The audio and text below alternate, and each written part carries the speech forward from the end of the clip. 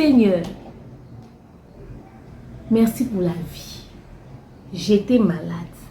Sur le lit de l'hôpital, j'ai vu des vidéos. J'ai vu des émissions. On m'a envoyé les liens. Il y a des gens qui m'ont fait au chaud. Il y a des gens qui ont inventé des choses sur moi. Il y a des gens qui se sont permis de passer aux émissions et se la raconter. J'ai tout vu. Votre coach est de retour.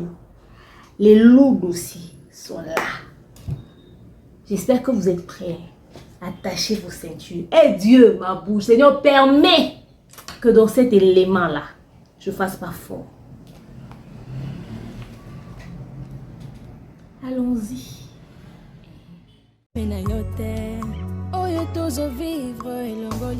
Je suis coach de Monian Yumukusi Assa, le l'hymne national, la procureure des médias, la juge suprême des médias, la chef d'état-major des médias, la maréchale des analyses, la congosseuse 4K. Bienvenue dans ma zone de turbulence, bienvenue dans mon haut lieu, bienvenue dans l'usine du Congo.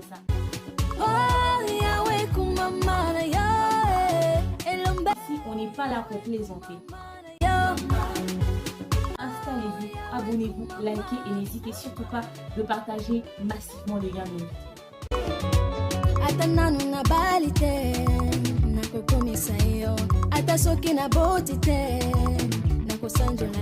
Coucou ma communauté, salut les winners, la team des invincibles. J'espère que vous allez bien, moi ça va. Bienvenue sur Demeure Officielle, heureuse de vous savoir nombreux en train de nous suivre de partout. Si vous êtes encore abonné à cette chaîne, abonnez-vous. N'oubliez surtout pas d'activer la cloche de notification et de partager massivement les liens de mes vidéos. Alors je suis très heureuse de me tenir devant vous aujourd'hui, après plusieurs jours d'absence. Vous étiez certainement nombreux à vous demander où est-ce que j'étais passée. Ok, alors c'est de ça qu'on va parler tout au long de cet élément. Je vais vous expliquer les difficultés que j'ai rencontrées, où j'étais exactement, les lourds dossiers là, les à côté, ce que vous ne savez pas, parce que j'ai reçu des messages, des liens, des appels de partout. En tout cas, merci énormément à vous pour votre soutien, de vous être inquiétés. Ça prouve que vraiment c'est l'amour qui nous lie, que nous sommes devenus vraiment une famille, que lorsqu'on est absent, c'est très remarquable, quoi. En tout cas, thank you so much guys pour votre n'est-ce pas, envie d'avoir de mes nouvelles, cette attention aussi particulière que vous m'avez démontré pendant mes moments de maladie, n'est-ce pas? En tout cas, merci énormément. Avant, je tiens à dire un grand merci à tous mes partenaires, à tous mes sponsors qui n'ont pas bougé, qui sont restés là, à attendre mon retour aussi. Merci à Majabou Gospel, merci à Majabou Talent, merci à Majabou Holding, merci énormément, mais des partenaires, des sponsors comme vous, voilà, c'est des sponsors de rêve, quoi, à Let's Share the Dream, comme vous le dites.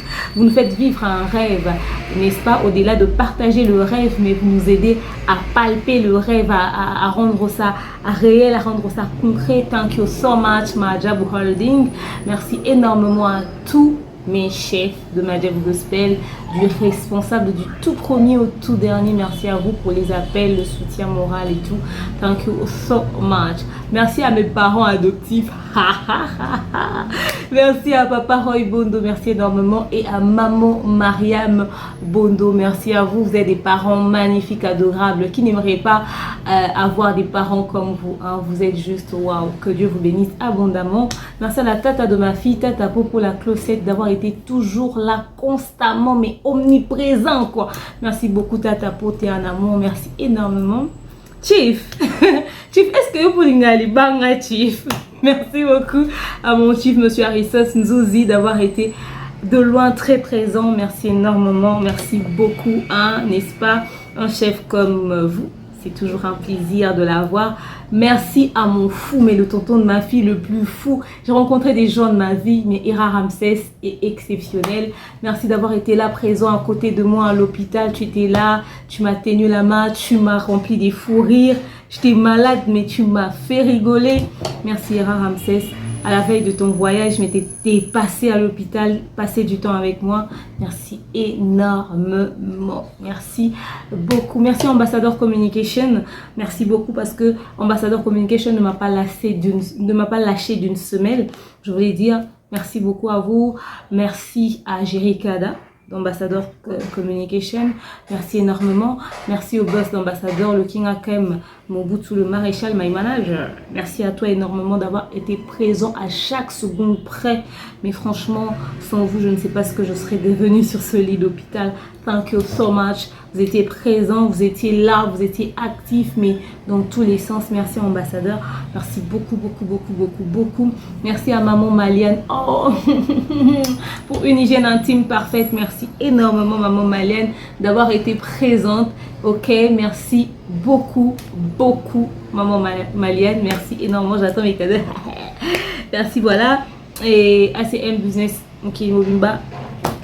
Coup de chapeau à toi frère. Voilà, je tiens à dire grand merci. Gizmawete, toi, non seulement je suis dédicacée dans l'album Puzzle, mais merci au grand Sachem d'être passé vraiment sur le lit de l'hôpital, à voir ses siens, hein, avoir des gens qui t'aiment, qui te considèrent, qui ne souhaitent pas te voir dans la chute. Mais merci au grand Sachem. Rodrigue Mawete, merci d'être venu m'assister dans mon moment de douleur.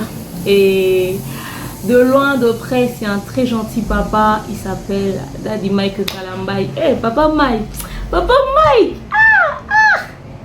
Papa Mike! Mais mon chéri m'a dit non, mais papa Mike, il est exceptionnel. Merci papa. De près, de loin, vous êtes toujours là, papa Mike Kalambay. Merci énormément pour votre soutien. Merci énormément. C'était un plaisir de savoir, même que de loin, que vous me soutenez aussi dans la prière. Merci énormément à tout le monde. Merci à ma famille biologique, maman qui était là à l'hôpital. Maman, ouf, ma mère, hein, à l'hôpital, elle m'a fait des coups. Merci beaucoup, maman, d'avoir été là. Malade, mais tu étais là à côté de moi. Merci, maman. Merci à Chachalinda Cannes, celle qui chante dans tous mes lives. Elle était présente à côté de moi. Merci à la surprise, ma belle-sœur, et à sur Toba, leur bébé. Merci, non, je tenais vraiment à dire merci à toutes les personnes qui m'ont soutenue. Au fait, je n'en revenais pas. C'est pas la première fois que je tombe malade, mais je vous jure, c'était un moment juste pas possible, quoi. Ok, vous allez certainement vous demander, je dis des merci aux gens, mais qu'est-ce qui s'est réellement passé? Si je vous explique, vous n'allez pas croire. Mais au risque de ne pas prêter des sous-entendus aux gens, des non-dits, que les gens puissent interpréter les choses de travers, je pense que je formulerai les choses d'une autre manière. Vous saviez qu'il y avait un deuil sur les réseaux sociaux, qu'il y avait un deuil et tout ça, que ça bougeait dans tous les sens. Vous avez même vu participer au deuil, mais je suis tombée malade brusquement. Donc, il y a brusque peinage. Je pense que le jour où je me suis levée, que je me sentais faible, au point de dire, je me lève, je pars à l'hôpital. Je suis au téléphone avec Rasté Montagne, Yamabedi, Kevin Panda. On est en train de parler d'un programme du deuil, je ne sais plus trop quoi, avec Bunez. Oui, on est en train de parler du programme du deuil et elle me disait des trucs. Je ne sais pas si elles vont se rappeler que quand on parlait au téléphone, elle m'a entendu demander à maman avec le pantalon, le haut, des trucs. Parce que en fait, je voulais me préparer, j'avais des vertiges, j'avais une forte fièvre. Je me disais, non, je dois vraiment aller à l'hôpital, On parlait au téléphone, mais je me suis sentie tellement faible. En fait, brusquement comme ça. C'est pas comme si j'étais malade. Non, j'ai pas été malade, j'ai pas eu des malaises. La maladie est venue brusquement. Et j'ai commencé à avoir des malaises. Et bam, pendant que je voulais m'apprêter pour sortir et aller à l'hôpital, je vois le téléphone sonner. Les Grastés m'ont appelé en conférence pour qu'on parle du programme du deuil. Et j'ai laissé pris le téléphone. Pendant ce temps, je me préparais. Quand on m'a demandé, mais t'es malade? J'ai dit non, j'ai juste là. Tu m'as dit, ah bah grippe. Et puis on a continué la conversation. Après, on s'est coupé. Je sais plus trop qu'est-ce qui s'est passé parce que c'est moi qui avais interrompu l'appel. Je suis sortie de l'appel et je suis sortie et c'est parti. C'est comme ça que c'est. Donc, Nakenda, dans ça, genre, je suis sortie de l'appel et puis c'est fini. J'ai pas pu, après ces minutes-là, j'ai pas pu reprendre encore mon téléphone pour parler ne serait-ce qu'une minute au téléphone. 30 secondes, j'étais essoufflée, je n'arrivais pas. On m'a fait des tonnes d'examens, c'était juste pas possible. On me fait des examens, on me demande de rentrer.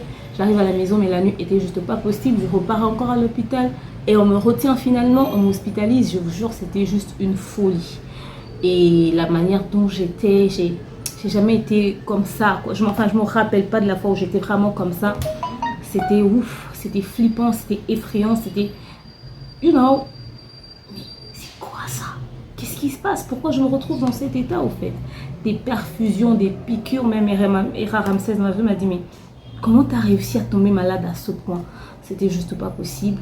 Et c'est toujours intéressant quand ce qui te rend aussi malade est aussi fort, mais... Je vous jure, je vous épargne Je vous épargne certains détails. Je vous épargne certains détails. Voilà, c'est ce qui s'est passé. J'ai vraiment passé des journées terribles à l'hôpital, des batteries d'examen, des produits. Donc en ressortant de l'hôpital, c'était pareil. Tu ressors de l'hôpital, mais tu es toujours faible. Là, j'essaie de reprendre. Je me suis dit, bon, j'ai un peu de force. Ça fait des jours que j'ai pas bossé, que ça me manquait aussi. Je commençais à m'ennuyer sur mon lit. J'ai dit que je fasse un retour, ok, que j'essaie de revenir. Je ne vous ai pas fait ceci en live, tout simplement parce que je ne sais pas encore m'asseoir pendant longtemps et faire des directs. Mais peut-être ça va revenir petit à petit, le temps de récupérer vraiment des forces. Je serai de retour timidement, vous aurez des vidéos, vous aurez des éléments parce que sur le lit de l'hôpital, je recevais des liens. Je suis au courant de tout ce qui se passe à la seconde près. Les messages des gens, les vidéos, les arrestations, les complots. Je suis au courant de tout. Parce que vous m'avez envoyé des messages, vous m'avez dit, mais demain on parle de tel sujet, demain on parle de tel sujet. J'ai tout reçu, j'ai tout vu. Même les émissions où, où on m'a fait au chaud. C'est-à-dire, je suis sur le lit de l'hôpital. Hein. Les gens s'amusent à me citer dans leurs conneries. J'ai fait quoi? Je sais pas. On m'envoie des captures, des commentaires. Je me fais insulter par. Et puis, quand vous m'insultez comme ça, je ne vous ai rien fait. Et quand je m'assois sur fauteuil et je vous traite des cervelets, vous dites que moi je parle mal des femmes de la diaspora. Cette clique-là, vous me cherchez des problèmes. Hein? Et puis les gens qui passent dans les émissions à raconter en citant mon nom. J'arrive. Era, vous l'avez cadeau. Gérez ça avec lui. Mais si quelque part mon nom a été cité, je suis en train de vous aligner comme ça. On va régler les comptes one by one. Parce que, c'est-à-dire, quelque chose arrive, on en parle, on se retire. Mais vous voulez penser que vous êtes là pour entretenir les conflits. Que vous savez vous accrocher aux problèmes. C'est-à-dire, les autres sont venus parler sans rentrer. Vous pensez qu'on est muet. Sur le lit de l'hôpital, vous m'avez fait au chaud. Vous me citez à tout va dans les émissions. Pour des choses qui n'ont ni tête ni queue. C'est-à-dire, yo pour ça l'émission, ou bien faut t'en avoir demain. Et puis on associe à ma bêtise. J'ai dit, je suis de retour. La coach est là. Tous les dossiers, on va marmailler ça ici. Oui, ma zone de turbulence est toujours disponible.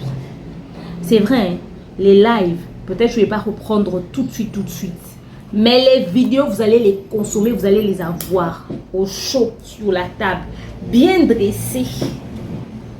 On va déguster, one by one. You know guys, on va faire ça comme ça. Donc pendant que j'étais malade là, mes winners m'ont envoyé des choses, mes winners m'ont envoyé des liens, m'ont raconté des histoires, les cassements papou. Sur un lit d'hôpital, en fait, quand on est sur ce fauteuil en train de faire des lives, d'analyser, quand on est devant nos caméras, on ne réalise pas l'importance de la vie. On ne réalise même pas la valeur de la santé. On ne réalise pas à quel point être en bonne santé est important. Le travail que nous faisons est un travail épuisant. Je me demande comment certaines personnes réussissent à faire 10 lives, 5 lives par jour. Vous devez apprendre à prendre soin de vous. Il faut se faire examiner, se faire consulter. C'est un travail de cerveau. C'est un travail de tête. On donne beaucoup en travaillant. Mais également, il va falloir que les gens puissent sélectionner les sujets sur lesquels ils viennent faire les émissions. En fait, vous nous voyez faire des émissions, mais vous pensez qu'on fait la même chose. Je ne sais pas par rapport à quelle logique. La valeur même de certaines choses que nous faisons, les gens ne comprennent pas. On va étudier ça one by one, step by step. On va parler de chaque chose. Les réseaux sociaux sont très dangereux, c'est pollué, c'est sale. C'est un environnement toxique. Cet environnement, si toi-même tu n'as pas de maîtrise de toi-même, tu vas faire tout et n'importe quoi pour faire plaisir aux gens. Mais quand les conséquences arrivent, tu les assumes et tu vis ça seul. On va parler proprement et bien dans pas longtemps. J'ai tout vu, j'ai tout reçu. Je voulais juste en faire une vidéo pour vous dire je suis de retour. Je vais revenir. Je ferai des éléments. Peut-être pas les lives tout de suite. Vous allez réagir dans les commentaires. Mais une chose est sûre et que vous m'avez énormément manqué. Et ce travail, j'adore, je kiffe. Et les coachings, il y en aura encore et encore. J'ai vu des gens se demander mais je suis coach de quoi? Je suis coach de quoi là? Quand vous suivez mes vidéos, vous écoutez quoi? Ah, c'est de ça qu'il s'agit. C'est de tout ça que nous allons parler.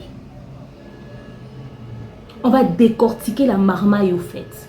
On va analyser sur pas mal de choses. Mais il est temps de rééduquer les réseaux sociaux. Il est temps de mettre un peu d'ordre dans le désordre qu'il y a déjà.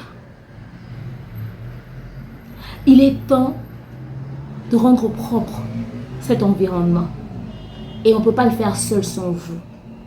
Prendre du recul, c'est toujours important. Ça nous permet d'avoir une idée un peu plus claire de l'environnement dans lequel on se trouve. Et là, je vous assure que cet environnement est très dangereux et devient toxique pour plus d'un. Si on n'essaie pas de serrer les ceintures tout de suite, on va se retrouver dans des conditions mais macabres. Et je ne pense pas qu'on aimerait se retrouver dans ce genre de position-là. Merci à ceux qui nous soutiennent de près ou de loin et de toutes les manières. Ceux qui, quand on vient et qu'on fait une connerie, nous disent clairement « Ma soeur l'a tagafé, essaie de corriger ». On n'a pas seulement besoin de ceux qui nous applaudissent, on a besoin de ceux qui nous prodiguent aussi des conseils allant dans le sens de corriger et d'améliorer le travail que nous faisons. Prions beaucoup pour nous-mêmes. Nous sommes dans un environnement qui est aussi spirituellement très affecté. Ne nous limitons pas à ce que nous voyons physiquement. Le spirituel aussi joue un très grand rôle dans cet environnement sur YouTube. Et seulement on ne s'en rend pas compte. Il est temps d'ouvrir vraiment les yeux. Peu importe votre croyance, priez pour chaque chose que vous faites. Protégez-vous physiquement et protégez-vous aussi dans la prière. Parce que je vous jure, les attaques, il y en a et c'est réel. Si vous n'ouvrez pas les yeux spirituels, vous allez vous comporter comme des moutons ici, en suivant la vague de tout ce que vous voyez sur les réseaux sociaux. Et toucher la tête plus tard en disant « Sokinae Baka, si je savais ». Et le « si je savais », c'est généralement tard. Quand on a l'opportunité de corriger, d'arranger, d'améliorer, faisons-le. J'étais malade, j'étais sur le lit d'hôpital. J'ai beaucoup appris sur le travail que nous faisons parce que j'ai beaucoup observé. J'espère que vous aurez aussi le temps d'observer et de tirer de leçons par rapport à tout ce qu'il y a sur les réseaux sociaux. On aime faire les émissions, mais un peu de recul, c'est toujours important. Il est temps que chacun puisse étudier, en tout cas, l'environnement au Azanango. Voyez, nini, oyo, il faut à ça là. Totika Rolanda, ba vague. Mais non, on a des détails nango, l'émission sous. Ici, je voulais juste vous dire que je suis de retour, que tout ce que vous m'avez écrit, j'ai vu, ok? Et voilà. Donc d'ici peu, vous allez avoir des éléments, des émissions, des contenus. Je parlerai de ceci, je parlerai de cela. Et puis voilà. Donc c'est pour dans pas longtemps. Restez branchés, connectés sur Demeure Officielle. D'accord la famille? Je vous aime, je porte dans mon cœur et je vous dis à très bientôt. Passez des très très bons moments. Que Dieu vous bénisse. Bye bye.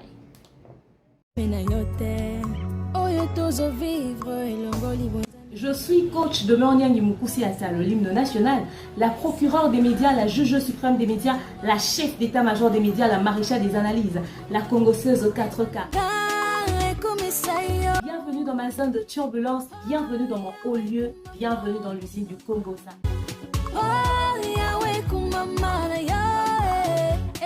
Si on n'est pas là pour plaisanter.